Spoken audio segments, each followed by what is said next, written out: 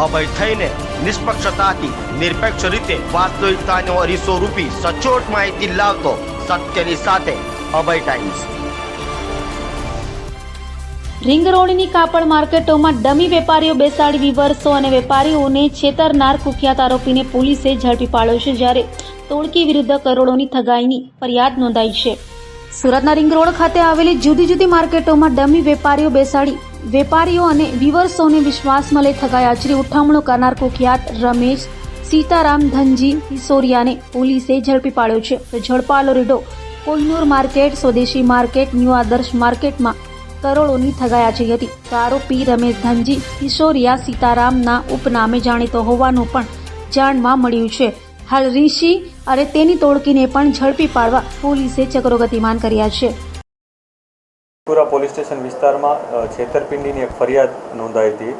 આ ફરિયાદમાં ફરિયાદીએ આરોપી તરીકે ઋષિ શાહનું નામ આપેલું હતું। પોલીસે આ ઋષિ શાહની ધરપકડ કરી હતી।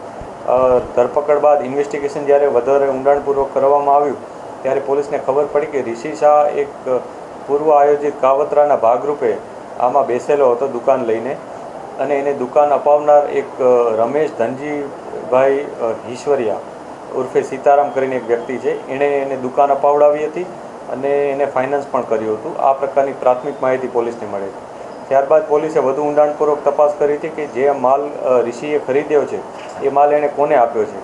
તો આ માલ જેને એને આપ્યો હતો એ પણ આ સીતારામ રમેશ ધનજીભાઈ ઉર્ફે સીતારામના સંપર્કમાં હતો, અને જે માલ લેનાર છે વિજય કરીને એ પણ આ સીતારામના સંપર્કમાં હતો।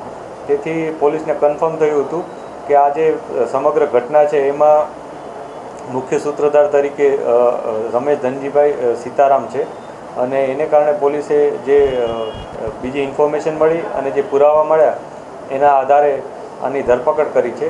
ધરપકડ બાદ અમે અન્ય પણ ઇન્વેસ્ટિગેશન અત્યારે કરી રહ્યા છીએ કે આ વ્યક્તિ અન્ય કયા કયા ગુનાઓમાં સામેલ છે।